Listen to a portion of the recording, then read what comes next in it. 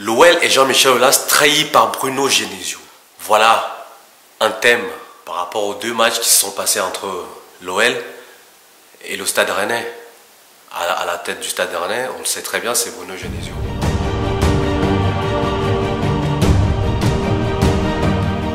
Bonjour, mon nom est Alain Meyong.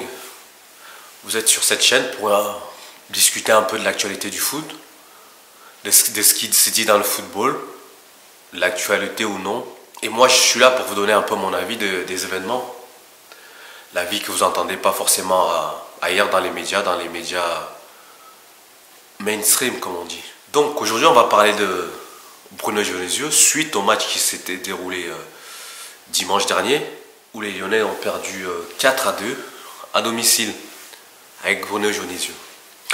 Donc on va faire un peu d'histoire par rapport à Bruno Genesio, qu'on le sait tous, qu'il dit tout le temps: je suis l'enfant du club de l'Olympique Lyonnais, j'ai fait toutes mes classes à l'Olympique Lyonnais, j'ai été joueur pro à l'Olympique Lyonnais, j'ai été entraîneur à l'Olympique Lyonnais, j'ai été dirigeant à l'Olympique Lyonnais.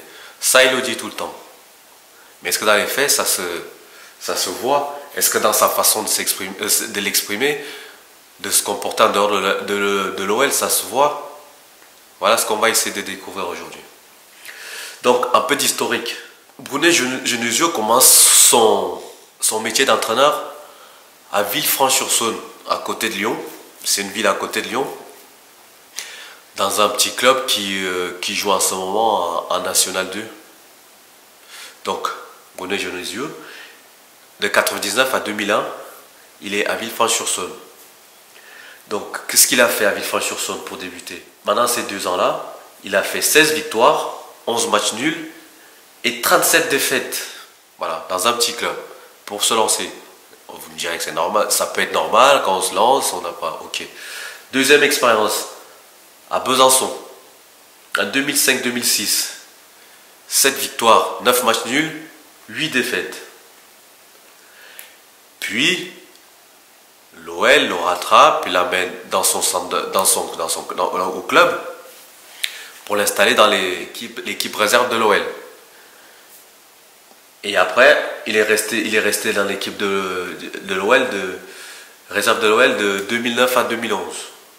Après, il a intégré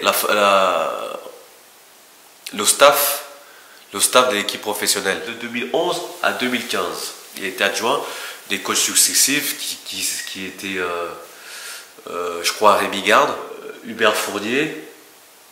Donc il a pris sa place, justement, en 2015. Hubert Fournier ne faisait pas l'affaire. Jean-Michel Aulas, en cours de saison, licencie Hubert Fournier, vu qu'il n'avait personne à mettre en poste. Qu'est-ce qu'il a fait? Mais il a pris son adjoint, qui était qui? Qui était Bruno Genesio, qui était adjoint depuis quelques années au club.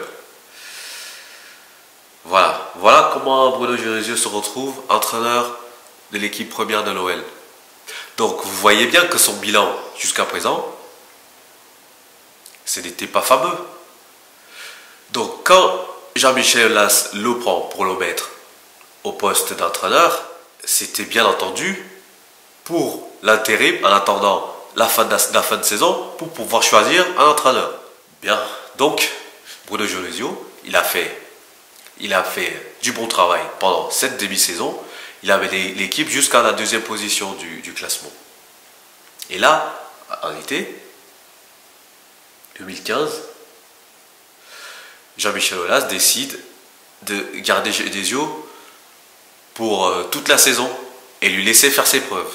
Donc, première question que je vais vous poser, c'est: est-ce que vous vous rendez compte que M. Aulas est allé chercher un coach, c'est-à-dire qui n'a jamais exercé un milieu professionnel, pour l'installer dans un des meilleurs clubs de foot de la Ligue 1?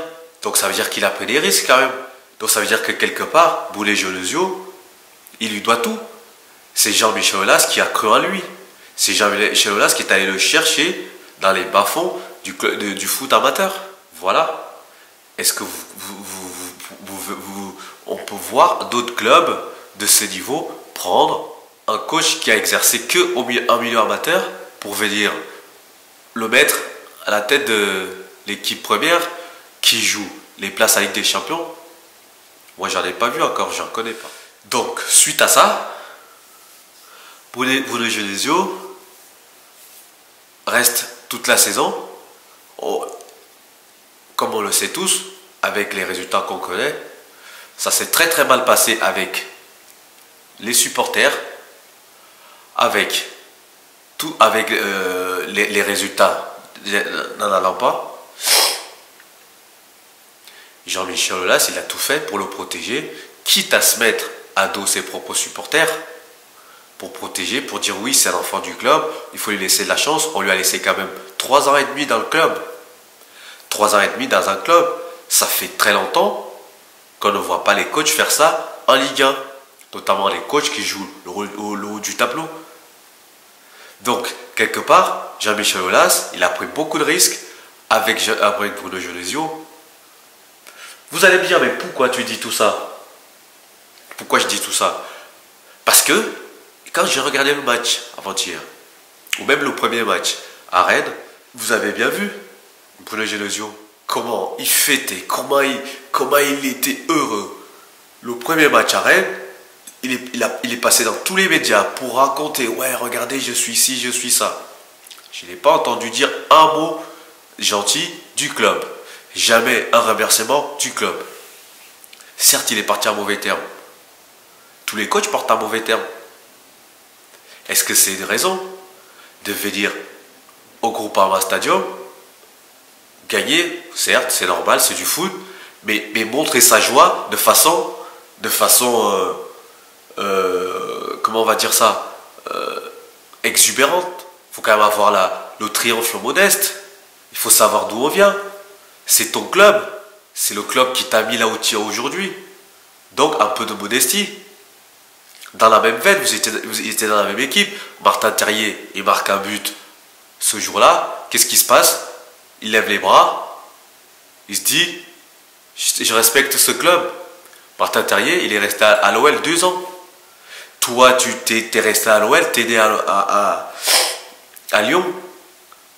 Et tu fais ça. On n'a même pas entendu dire, j'espère qu'ils vont se redresser.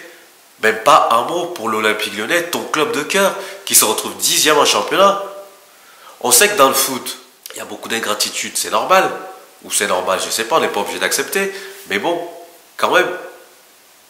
Donc ce que je voulais dire juste aujourd'hui, c'est Bruno Genesio, attention à la grosse tête. Attention de ne pas avoir la tête qui gonfle.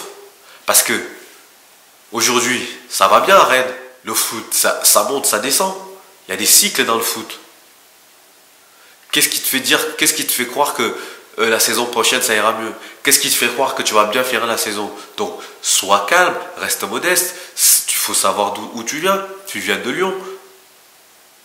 Et dire, même si on part fâché avec ses parents, ça ne veut pas dire qu'on leur souhaite du mal. En te voyant excité comme tu l'étais, sauter, courir partout comme si tu avais gagné une Coupe du Monde, pour moi, ça prouve que tu as un manque de reconnaissance quelque part, en sachant que Jean-Michel Aulas, il t'avait tiré du foot amateur pour te mettre dans la lumière. Donc, du calme Bruno Genesio. Le foot, c'est très compliqué, je pense que tu le sais déjà. Mon avis, c'est que Bruno Genesio pense arriver, mais le foot, c'est très long, c'est très difficile. Aujourd'hui, il faut qu'il prenne l'exemple de Sampaoli à Marseille. En début de saison, qu'est-ce qui se passait? Il était adulé. Aujourd'hui, si on pose la question aux supporters, la majorité des supporters de Marseille voudraient qu'il s'en aille. Alors que c'était le meilleur coach en début de saison. Ça va très vite. Donc Bruno Genesio, attention. Attention, tu vas revenir à Lyon. Tu n'es pas de Rennes.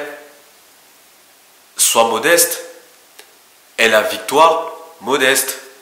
Voilà, monsieur. Voilà ce que je voulais te dire. Après, tu fais ce que tu veux. Hein.